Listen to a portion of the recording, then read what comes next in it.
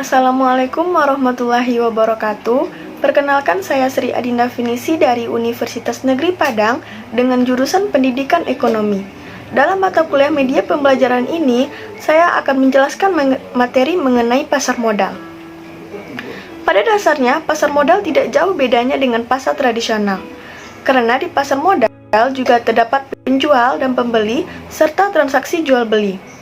Penjual di pasar modal disebut emiten dan pembeli di pasar modal disebut investor.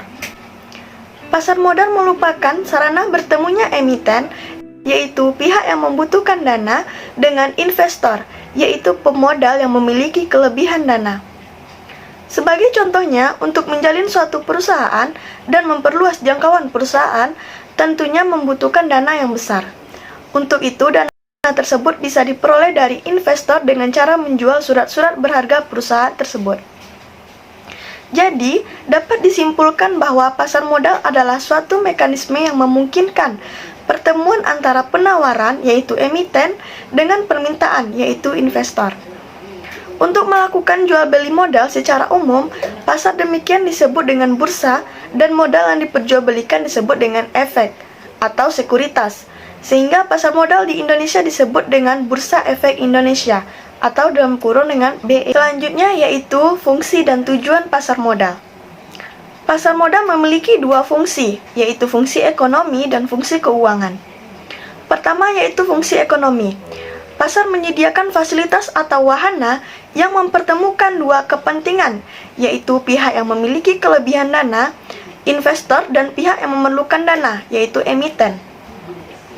Fungsi yang kedua yaitu sebagai fungsi keuangan. Pasar modal memberikan kemungkinan dan kesempatan memperoleh imbalan bagi pemilik dana sesuai dengan karakteristik investasi yang dipilihnya. Merujuk pada Undang-Undang Nomor 21 Tahun 2011 tentang Otoritas Jasa Keuangan atau OJK, pasar modal merupakan suatu kegiatan yang bersangkutan dengan penawaran umum dan perdagangan efek. Pembentukan pasar modal tentu saja memiliki tujuan. Tujuannya yang pertama yaitu menghimpun kesempatan kepada masyarakat untuk meningkatkan suatu pertumbuhan ekonomi. Yang kedua, untuk memberikan kesempatan kepada masyarakat untuk ikut mempunyai perusahaan dan ikut menikmati hasilnya. Selanjutnya yaitu manfaat pasar modal. Yang pertama, pasar modal sebagai salah satu sumber dana perusahaan untuk mengembangkan usahanya. Pengusaha dapat meminjam kepada masyarakat melalui penerbitan obligasi, menjual sebagian sahamnya, atau menerbitkan saham baru. Yang kedua yaitu sebagai sarana investasi bagi masyarakat yang ingin menginvestasikan dananya di sektor keuangan. Yang ketiga, sebagai penyebaran kepemilikan atau sebagai saran bagi masyarakat untuk memiliki perusahaan. Manfaat yang keempat yaitu menciptakan kebudayaan keterbukaan atau transparansi dan menjunjung tinggi profesionalisme pada perusahaan sehingga akan mendorong terciptanya iklim usaha yang sehat. Manfaat yang terakhir yaitu memperluas lapangan kerja bagi masyarakat baik sebagai pelaku, pasar, karyawan, perusahaan maupun investor. Ada beberapa lembaga penunjang pasar modal. Terdiri dari 7. Yang pertama yaitu kustodian. Pihak yang memberikan jasa penitipan efek dan harta lain yang berhubungan dengan efek. Biasanya praktek kustodian ini dilakukan oleh lembaga penyimpanan perusahaan, efek maupun bank umum yang menjadikan dirinya bank kustodian. Lembaga yang kedua yaitu Biro Administrasi Efek. Pihak yang berdasarkan kontraknya dengan emiten melaksanakan pencatatan kepemilikan efek dan pembagian hak yang berkaitan dengan efek. Yang ketiga yaitu wali amanat. Pihak yang mewakili kepentingan pemegang efek yang bersifat utang.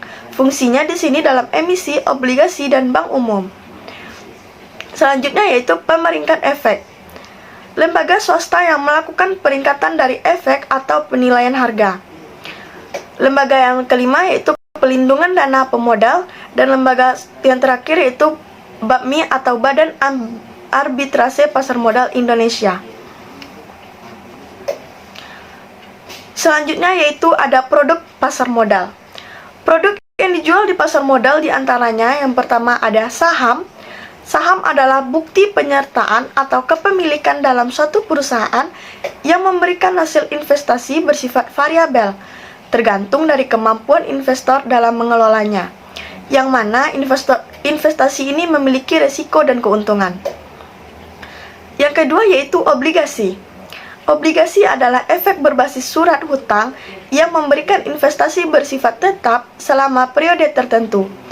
Obligasi biasa dari perusahaan korporasi atau dari pemerintah. Yang ketiga yaitu right. Right adalah surat berharga yang memberikan hak bagi pemodal untuk membeli saham yang baru atau yang dikeluarkan emiten. Produk yang keempat yaitu warrant. Warrant adalah surat berharga yang dikeluarkan oleh perusahaan yang memberikan hak kepada pemegangnya untuk membeli saham. Produk yang terakhir yaitu reksadana. Reksadana adalah wadah yang digunakan untuk menghimpun dana dari masyarakat pemodal untuk selanjutnya diinvestasikan dalam portofolio efek oleh manajer investasi. Baiklah, itulah materi dari pasar modal yang saya sampaikan. Sekian dari materi saya. Apabila ada salah, saya mohon maaf. Assalamualaikum warahmatullahi wabarakatuh.